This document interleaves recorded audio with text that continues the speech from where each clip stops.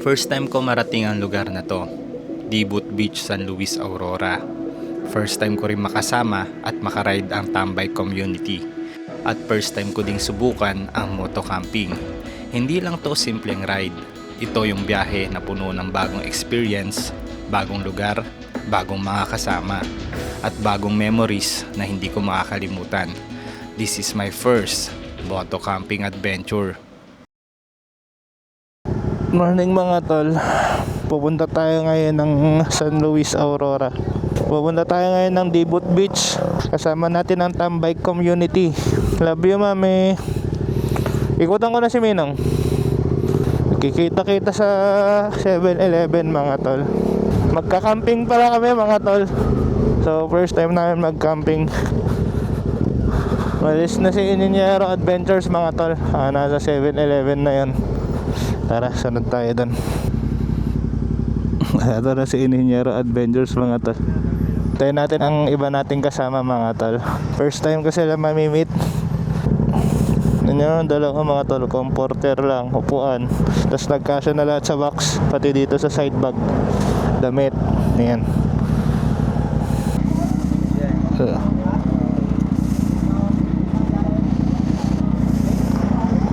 Sige po.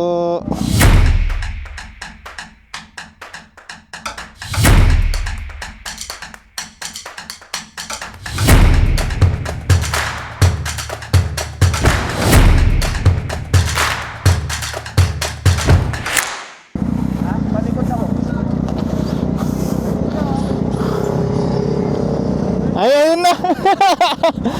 Larga na tayo mga tol. Nararamdaman na ni Ininyero Adventures yung mga problema ko mga tol. Nagde-disconnect na rin yung mic niya, naka-wireless na rin siya. Sarap bumiyahe ngayon mga tol. Makulimlim pa, ewan ko na lang mamaya. Iba talaga ang Sabado pag may ride mga tol. Buhay na naman yung katawan ko. Bilis mag-facing ni Errol mga tol. Woo! Sarap magbiyahe mga tol. Wala pang traffic oh. Iba talaga ang sarap ng biyahe pag nasa probinsya ka tol. Sobrang ganda pa ng tanawin oh. Naabutan na natin yung iba nating mga kasama mga tol. Nasa harapan. 5 na tayo mga tol. Meron pa naghihintay sa Total Mandela. 6 na tayo mga tol. Ako, kita ko na si Ian Howe. Ay, Ian Howe tuloy. Ian Wonders. Morning. Boss. Marco pala, boss. Ha? Marco bro, Marco. Iyan. Ngayon, katatapos namin kumain mga tol. Oras is 9:26. Papagas lang kami dyan sa Total. Tapos dire-diretso na tayong papuntang Baler.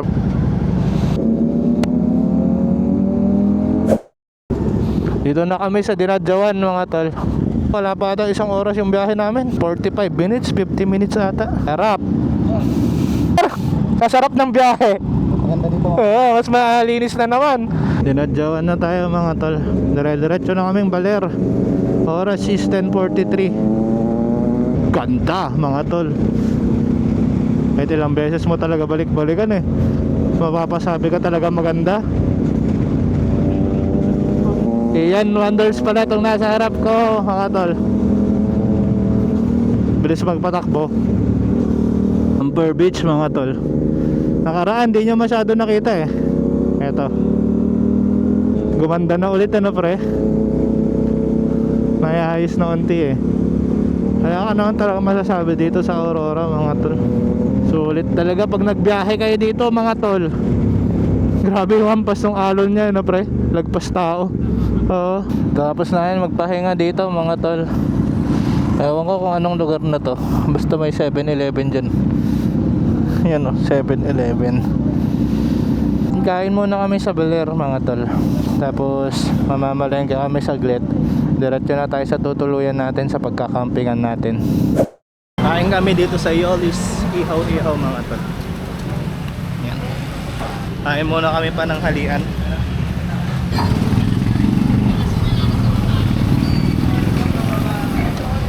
Karga na tayo mga tol.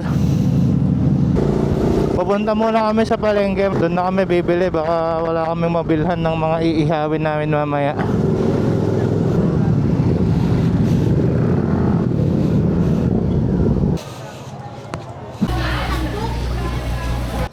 Napapalengke na kami mga tol. Punta na kami sa campsite. Sobrang init na.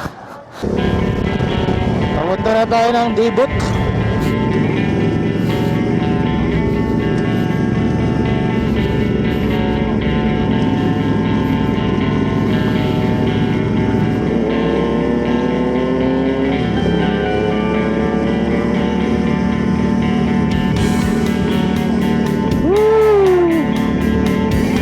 Ang ganda. Ano, ang tarik na, no? Palusong tapos biglang susulong. Oy. Ano to? Medyo magulo ah. Pag di mo napansin, diretso ka pala sa bangin, no? Tingnan nyo mga tol. Yun ang aakyatin siguro natin, ano?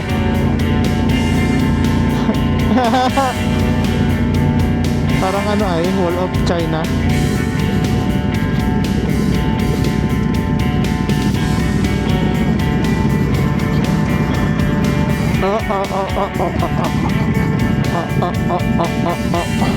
Gano, sarap maligo mga tol.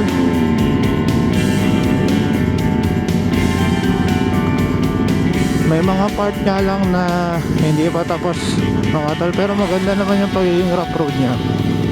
Hindi siya yung malambot, matigas na siya. Pre, mayroon na ako para sure. Mabitin ako eh.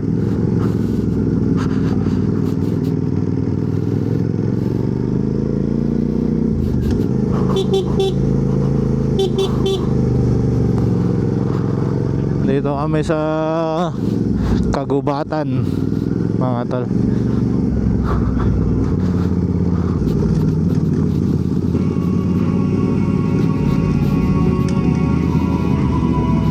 Ay, okay na dito pre. Rear brake lang ang sakalam.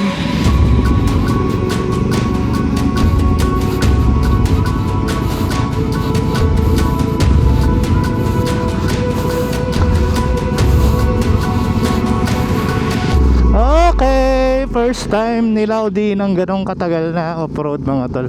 Ang nakakatakot lang naman yung putik talaga pre. Yung rough road okay lang eh. Yun, dito na tayo mga tol. Ayun, ang beach. Ingat sa pagmamaneho, ang sabi po. Mag-iingat tayo mga tol.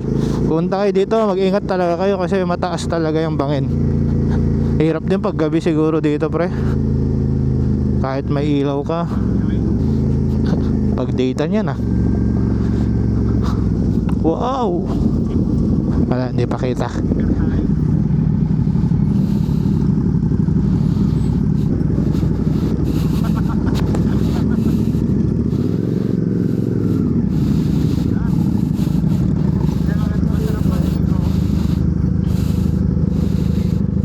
Dibot Beach na tayo mga tol.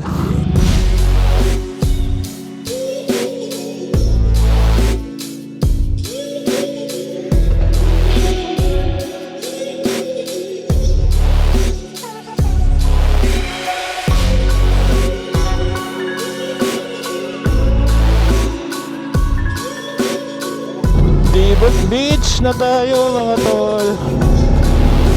Tingnan mo, Clavers ba yan? Hindi. Ito. Kanan. Dami ha.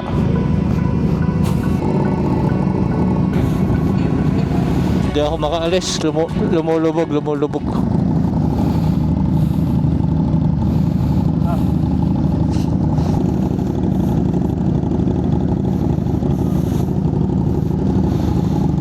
Bro, malaki? Doon na lang bro. Bumigay.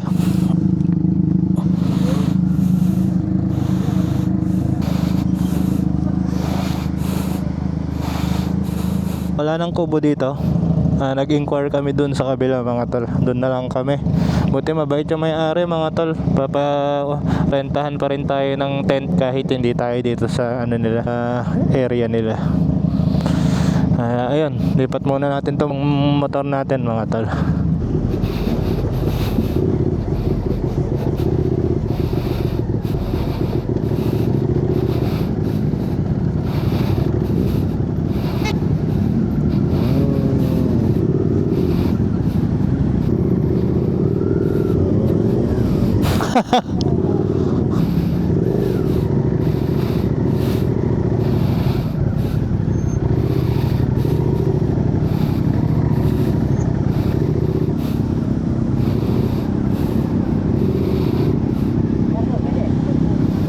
Pwede doon.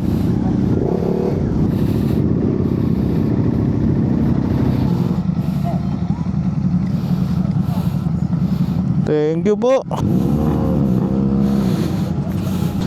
Alakarin ba? Okay na po yan. At finally, we reach our destination.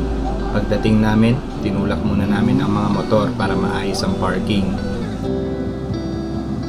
Isa-isa na ring naitayo ang mga tent, nag-prepare ng pagkain, at unti-unti naging chill ang atmosphere.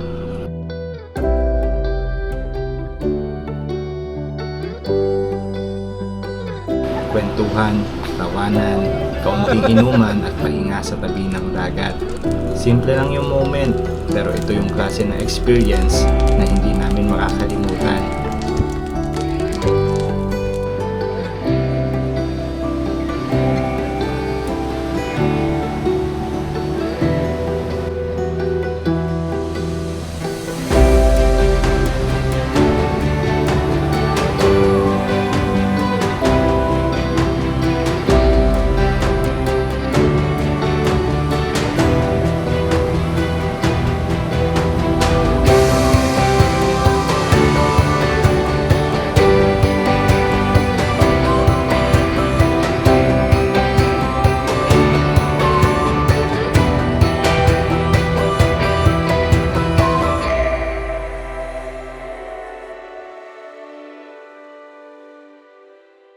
Uwi na tayo mga tol.